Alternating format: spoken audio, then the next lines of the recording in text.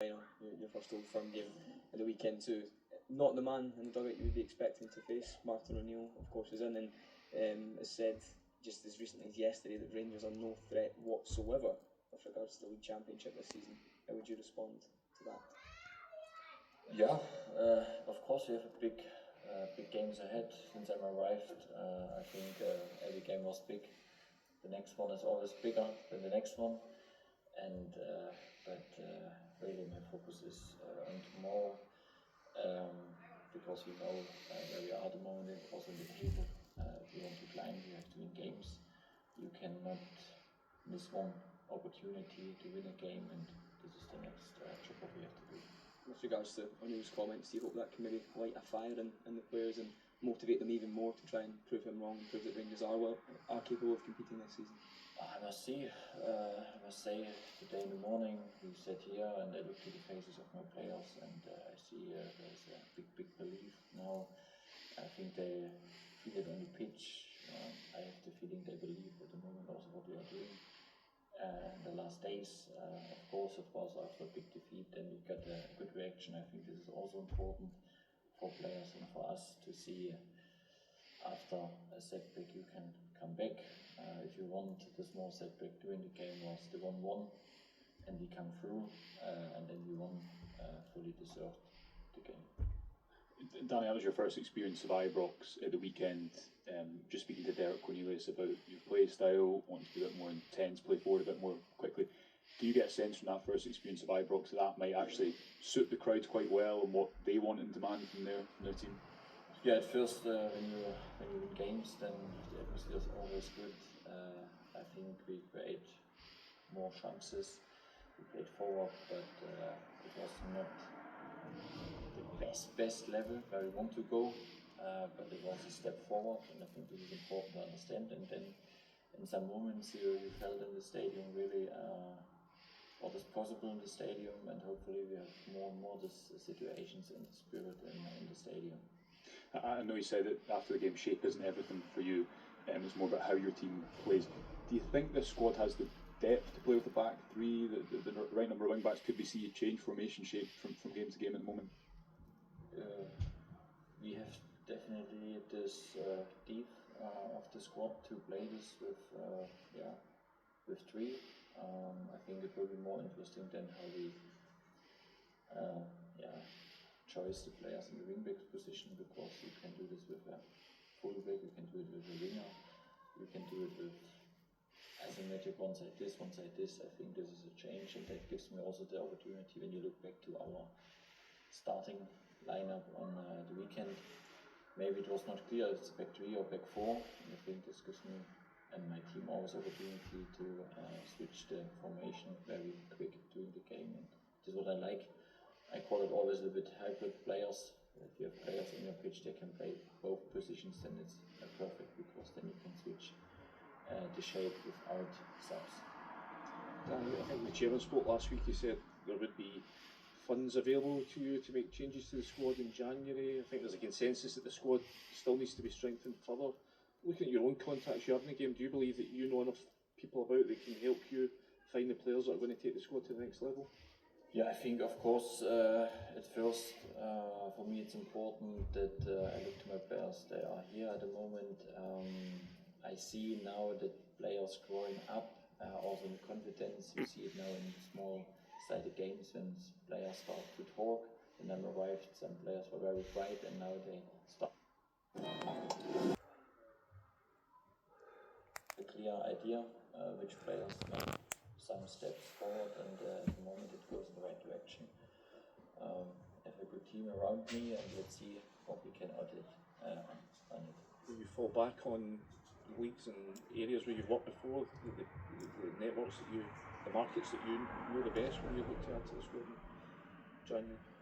Yeah, the January, I know will be a topic in the following weeks. To sit together, to bring all my notice about players together. I think this is crucial for me. In the last couple of days, I got more and more from my players to understand them on and off the pitch. And then of course we have to sit together and let's see what we should do, what is important. But at the moment it's more about to give my players the space to growing up. Has there been a shift? You talk about the players and some of them now a wee bit more vocal in training. Is Youssef Chermiti, does he fall into that bracket? Because that was a huge goal for him at the weekend and get the monkey off his back. Have you sensed a shift in his mentality and his confidence in scoring?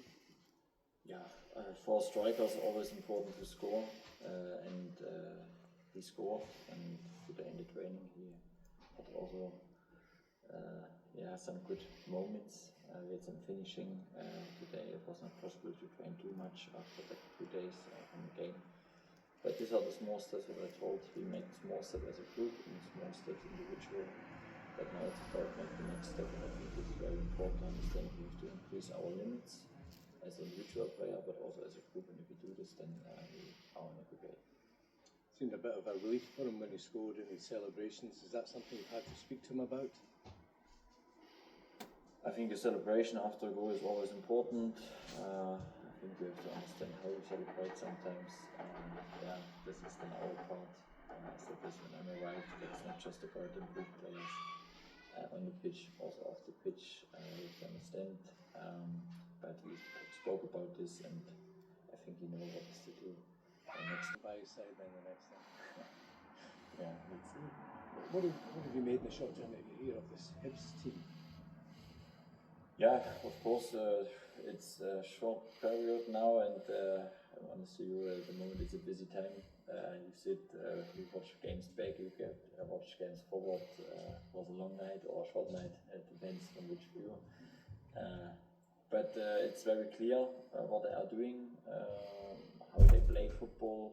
They create a lot of good opportunities with direct play and style of football. We have to be careful, and we have to understand how we press spoke with the players in which moment. And then this is always a good thing if a team attacks. They give us also a lot of spaces that we should use, and this is to know exactly to find the balance. As a team who likes to have a little bit the transition moments in both directions. If you finish the action, then it's good for you. If you don't, or if you lose the ball again and you have a transition against you, then it's dangerous, and for this we have to prepare. We need a good rest defense. We need a good organizing, and if you do this, then we have a big chance. I know all coaches look forward to the next game, but how do you think, when you look ahead to the semi-final at the weekend, the dynamics have changed as a result of what's happened at Celtic?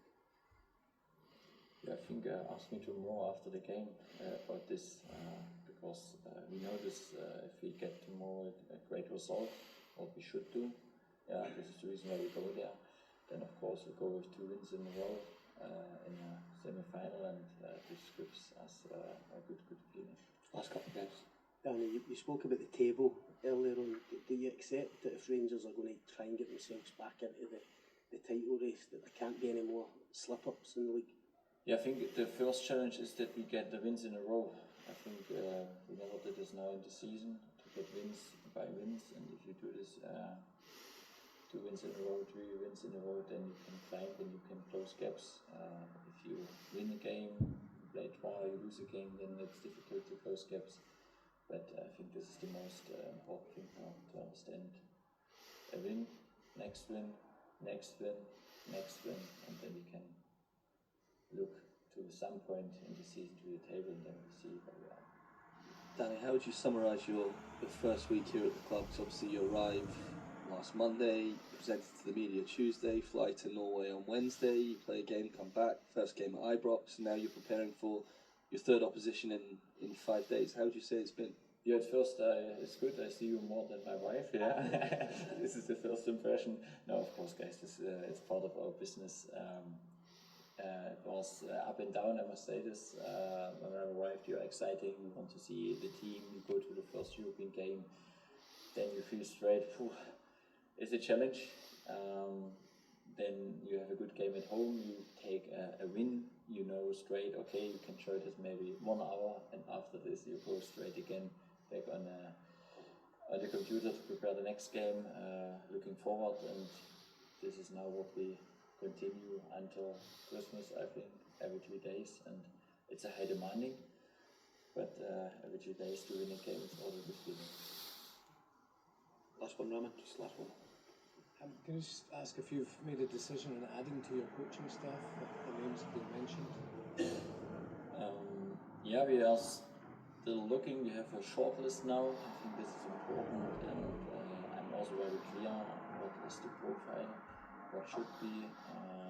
For me, it's important that maybe a next assistant coach help me as well, also in the content. It's not just that we have a name. I think it should be a combination. This is very important to understand the league. In best case, it's a former player. I said this before. And the next point is that he can help me really also from the content on the pitch, because then we have a great setup. Thank you.